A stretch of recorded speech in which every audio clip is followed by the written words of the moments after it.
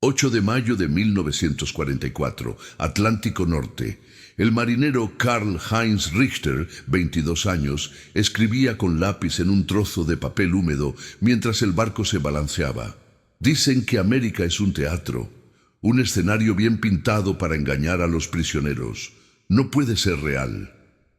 El papel olía a sal y óxido.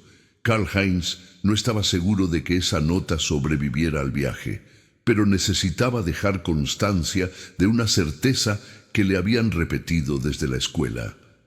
Todo lo que vende el enemigo es propaganda. Todo. La escotilla se cerró con un golpe seco. Oscuridad, pasos, órdenes en un idioma que no era el suyo. El rumor constante del motor. Nadie explicó a dónde iban. Nadie lo necesitaba.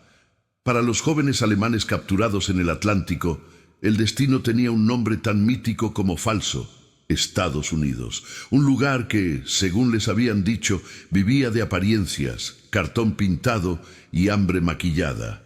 Un país incapaz de sostener una guerra larga, un gigante inflado por mentiras. Esa certeza era el ancla psicológica que les quedaba. Porque cuando todo se derrumba, la nave hundida, los compañeros muertos, la bandera arriada, creer en la propaganda propia es una forma de sobrevivir. Y eso era exactamente lo que estaba a punto de romperse. No fue un viaje heroico, no hubo discursos ni banderas. El transporte de prisioneros avanzó durante días sin ceremonias, custodiado por marineros estadounidenses que hablaban poco y observaban mucho. A bordo iban 200 prisioneros alemanes, en su mayoría marineros y soldados de infantería, capturados en el Atlántico y en el norte de África.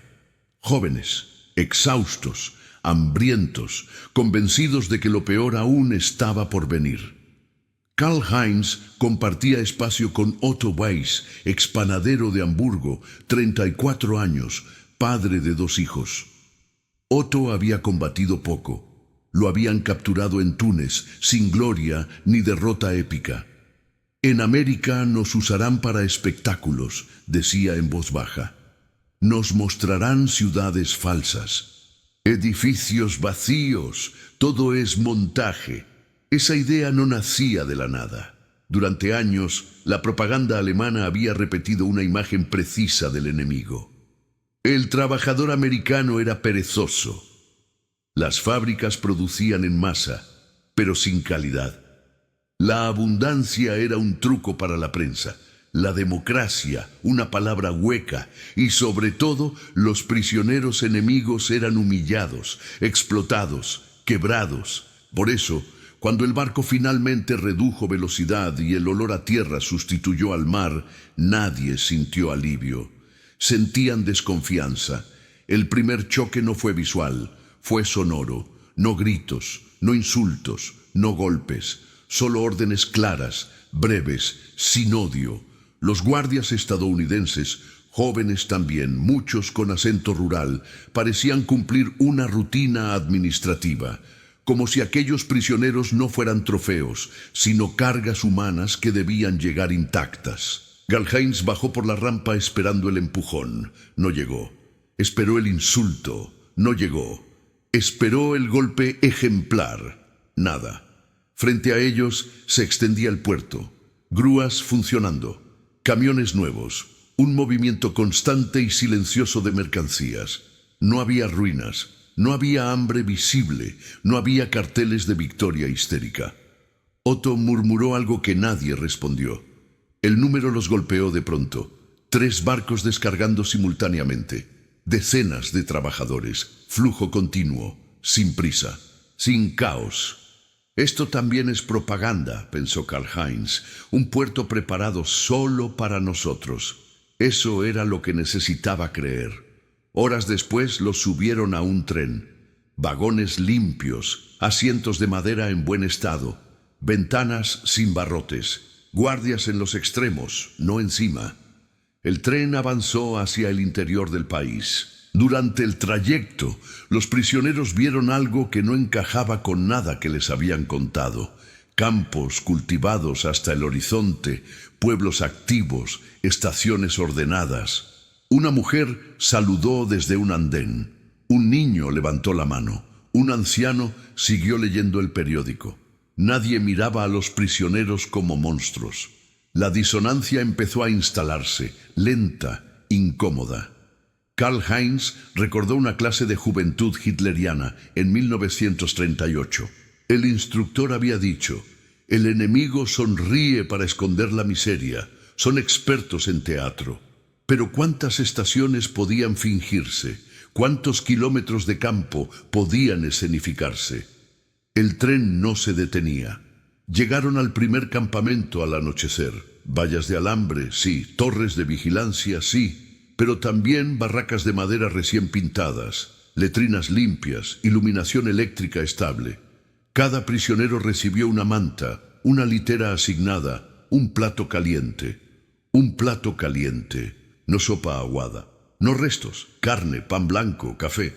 Karl-Heinz observó el pan durante varios segundos antes de tocarlo. Pan real, corteza firme, migas densas, no un sustituto. Otto se santiguó en silencio. Nadie celebró, nadie habló.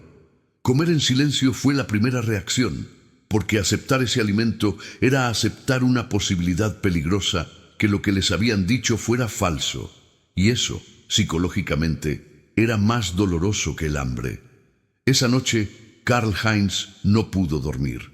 La bombilla sobre la barraca permanecía encendida con una luz estable, sin parpadeos. Pensó en su madre, racionando harina en Bremen. Pensó en las fotos oficiales del Reich, denunciando el caos económico americano. Pensó en el café caliente que aún sentía en el estómago. Si esto es propaganda, escribió en otro trozo de papel, es demasiado costosa. Porque ahí estaba el primer cálculo silencioso que ninguno quería hacer: alimentar a cientos de miles de prisioneros, mantener campamentos funcionales, proveer transporte, vigilancia, médicos. Las cifras no mentían. Solo en 1944, más de 370.000 prisioneros alemanes estaban en territorio estadounidense. Mantener una ilusión a esa escala no era un truco, era una realidad industrial. Y esa idea empezó a perforar lentamente el muro interior. A la mañana siguiente, un oficial estadounidense habló en alemán correcto, sin amenazas. Explicó reglas simples: trabajo voluntario remunerado, correspondencia permitida, inspecciones de la Cruz Roja, castigos claros, sin arbitrariedad. No hubo discursos morales, no hubo humillación. Eso fue lo más perturbador, porque el sistema contra el que habían luchado no necesitaba odiarlos para funcionar. Karl-Heinz miró a Otto. Otto evitó su mirada. Ambos entendían lo mismo y ninguno quería decirlo en voz alta. La propaganda empezaba a resquebrajarse, no por violencia, sino por coherencia, y aún no habían visto nada, porque Estados Unidos no había mostrado su carta más devastadora. No era el campamento, no era la comida, no era el trato, era la vida cotidiana que vendría después.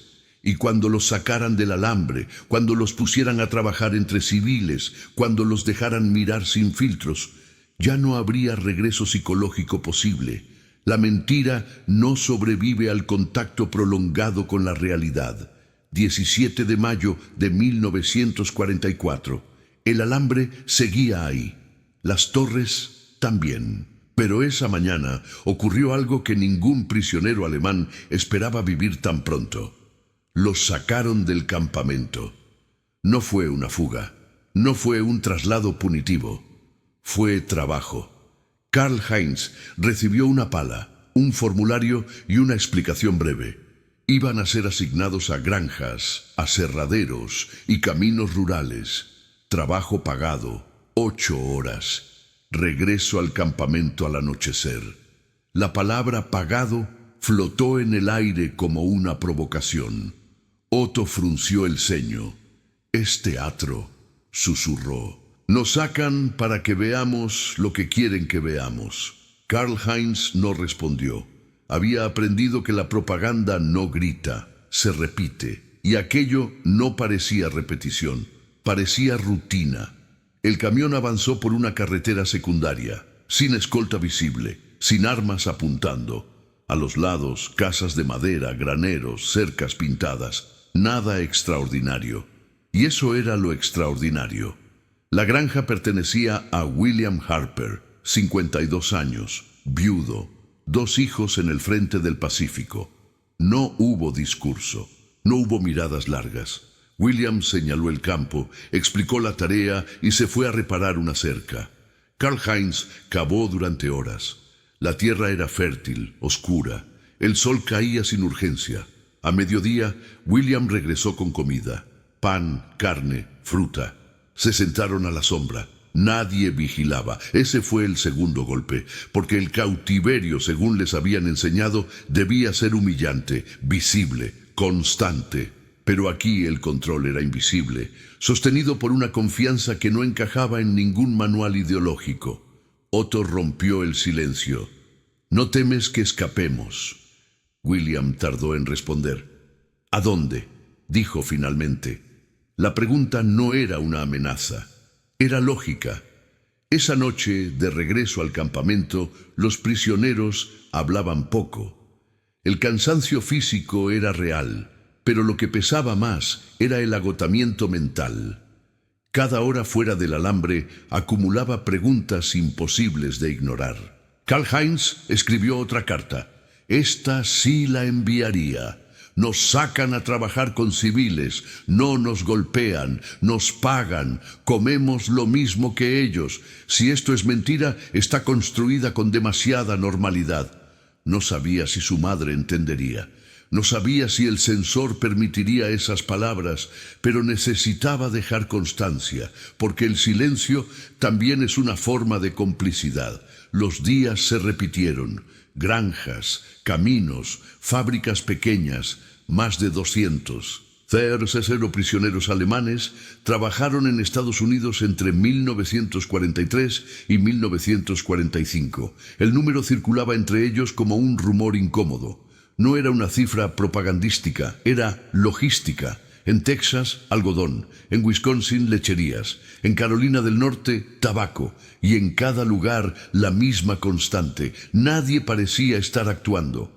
Las radios encendidas transmitían noticias contradictorias.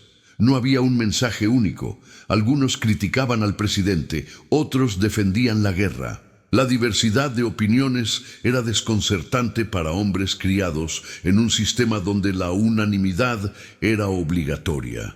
Otto, que había creído firmemente en el discurso oficial, comenzó a callar. No discutía, no defendía, observaba. Ese silencio era el inicio de una grieta. Un domingo les permitieron asistir a una iglesia local, no por obligación, por invitación. Karl-Heinz se sentó en la última banca. Escuchó un sermón sin referencias al enemigo, sin consignas patrióticas. Al final, una mujer se acercó y le ofreció una manzana. No dijo nada más. Ese gesto lo persiguió durante semanas, porque la propaganda necesita caricaturas, y la realidad estaba llena de matices.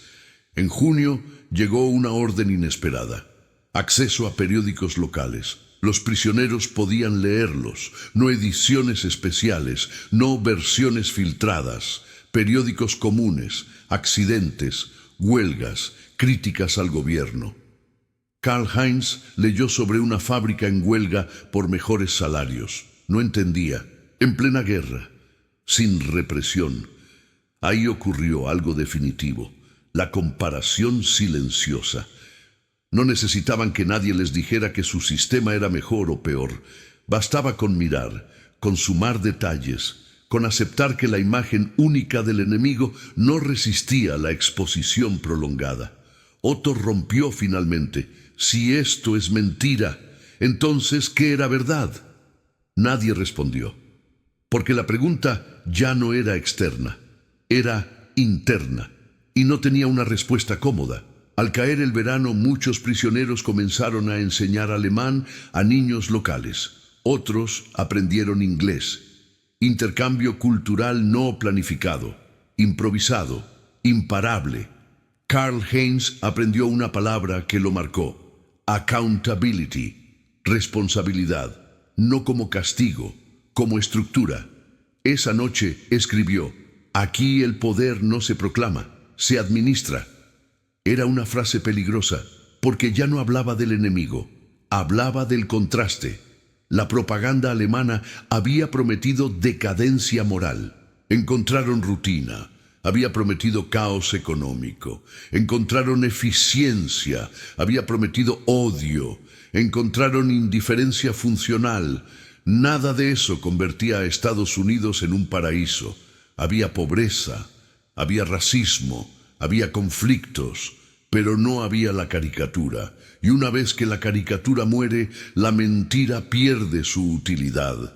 Karl-Heinz entendió algo que no se podía desaprender. El sistema que no teme ser observado suele ser más fuerte que el que exige fe ciega. Todavía no conocían las fábricas gigantes, todavía no habían visto las ciudades industriales, todavía no habían entendido la escala real. Eso vendría después y sería irreversible. Agosto de 1944. El calor era espeso, industrial. No olía a campo ni a madera, olía a aceite, metal y electricidad. Karl-Heinz lo sintió antes de verlo.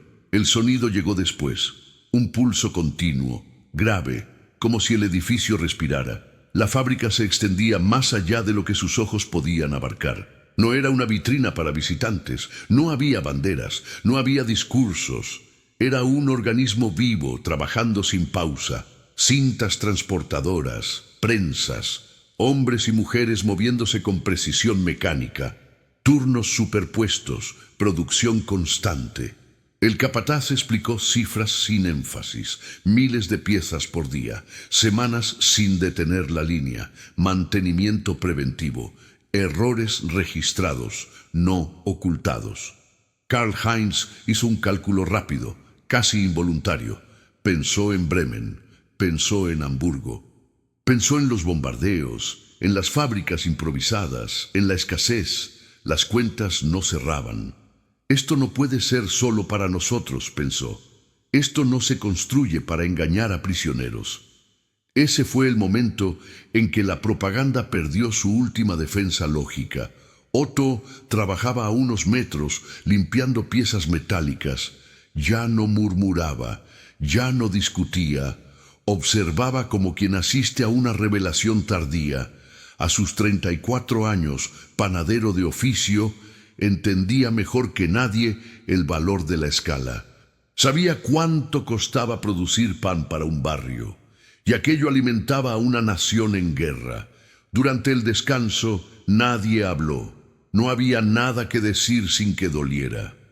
Esa noche, en el campamento, los prisioneros discutieron en voz baja, no sobre escapar, no sobre resistir, sobre comprender. Alguien mencionó cifras escuchadas al pasar: producción mensual de aviones, consumo de energía, turnos nocturnos completos. Los números se repetían como un martillo lento, no como propaganda, como contabilidad. Karl-Heinz escribió: nos enseñaron a odiar una imagen, nunca nos enseñaron a medirla. En septiembre llegó algo aún más perturbador: clases, no adoctrinamiento, no reeducación forzada, clases voluntarias, historia, idioma, matemáticas básicas. Algunos oficiales estadounidenses asistían, otros no. No había exámenes obligatorios, no había consignas. La libertad intelectual, incluso limitada, era una grieta imposible de cerrar. Un profesor explicó el sistema electoral americano, sus fallas, sus conflictos, sus cambios. Nadie afirmó que fuera perfecto. Esa honestidad desarmaba más que cualquier discurso. Otto levantó la mano por primera vez desde su captura. Preguntó por la inflación, por las huelgas, por las protestas. El profesor respondió sin evasivas. Ese intercambio, simple, humano, hizo algo irreversible. Normalizó la duda, y un sistema que permite la duda no puede sostener una mentira total. Las cartas que salían del campamento cambiaron de tono. Ya no hablaban solo de comida o trabajo, hablaban de contradicciones. Karl-Heinz escribió a su hermano menor: si todo lo que nos dijeron fuera cierto, este lugar no podría existir tal como es. No sabía si la carta llegaría, no sabía si sería censurada, pero entendía que el mensaje real ya no dependía del papel, dependía de la transformación interna. En octubre, algunos prisioneros fueron llevados a ciudades medianas, no capitales, no vitrinas, ciudades funcionales, calles llenas, tiendas abastecidas, cines abiertos, discusiones políticas en voz alta. Vieron carteles criticando decisiones del gobierno, vieron sindicatos negociando, vieron policías ignorando opiniones incómodas. Karl-Heinz sintió algo nuevo, no admiración, sino vértigo. Porque admirar aún permite distancia. El vértigo implica cercanía, implica comparación directa. Una tarde, Otto confesó lo impensable: si ganamos la guerra, ¿qué quedará de nosotros? No era una traición, era una pregunta lógica. La propaganda había prometido un mundo claro, dividido. La realidad era compleja, imperfecta, pero funcional. Y eso era más difícil de combatir. A finales de 1944, los rumores de derrotas alemanas comenzaron a llegar. Normandía, avances constantes. Los prisioneros ya no reaccionaban con negación automática, contrastaban. Escuchaban la radio, leían periódicos, comparaban fuentes, algo que jamás habían hecho antes. Karl-Heinz comprendió entonces la verdadera derrota psicológica. No era perder la guerra, era perder el monopolio de la verdad. En diciembre, con el invierno, llegó la noticia más dura. Cartas desde casa, hablando de bombardeos, hambre, ciudades irreconocibles. El contraste era brutal. Mientras sus familias sobrevivían entre ruinas, ellos vivían en un sistema que funcionaba incluso bajo presión. La culpa apareció, silenciosa, persistente. Otto dejó de escribir durante semanas. La propaganda había dicho: cuando caigan en manos del enemigo, sabrán lo que es el infierno. Pero el infierno no era el cautiverio. El infierno era descubrir que habían sido engañados, y que ese engaño había costado millones de vidas. Karl-Heinz no dormía bien, no por miedo, por claridad. Sabía que pasara lo que pasara después de la guerra, ya no podría volver a creer sin preguntar. Y eso, para cualquier sistema basado en la fe ciega, era una derrota definitiva. Aún faltaba el final, aún faltaba el regreso, aún faltaba enfrentar el mundo destruido con una mente transformada. Y ese choque sería el más doloroso de todos. Primavera de 1945. Karl-Heinz regresó a Alemania con una maleta ligera y una carga imposible de dejar atrás. El tren avanzaba lento entre ciudades rotas, estaciones sin techo, calles donde el silencio pesaba más que los escombros. Nada se parecía a las imágenes heroicas que había visto antes de partir a la guerra. Lo que más le dolió no fue la destrucción material, fue la claridad. En Estados Unidos había aprendido a observar sin consignas, a comparar, a dudar, y ahora, al mirar su país devastado, entendía algo que no podía explicar en voz alta sin parecer traidor. La propaganda no había perdido porque el enemigo fuera más cruel, sino porque la realidad era más fuerte. Otto no volvió a su panadería. Hamburgo ya no era Hamburgo. Durante meses habló poco, escuchó más. Cuando alguien repetía viejas consignas, no discutía, solo preguntaba: ¿cómo lo sabes? Esa simple pregunta incomodaba más que cualquier acusación, porque la guerra no terminó el día de la rendición. Terminó cuando la mentira dejó de ser sostenible. Muchos exprisioneros alemanes jamás hablaron públicamente de su tiempo en Estados Unidos. No por gratitud, por vergüenza. Vergüenza de haber creído sin cuestionar. Vergüenza de haber confundido obediencia con verdad. Karl-Heinz escribió una última nota años después. No fue el cautiverio lo que me cambió. Fue descubrir que el enemigo no necesitaba engañarme. Yo ya había sido engañado antes. Esa fue la derrota final de la propaganda. Sobrevivió a los discursos, pero no sobrevivió a la experiencia vivida.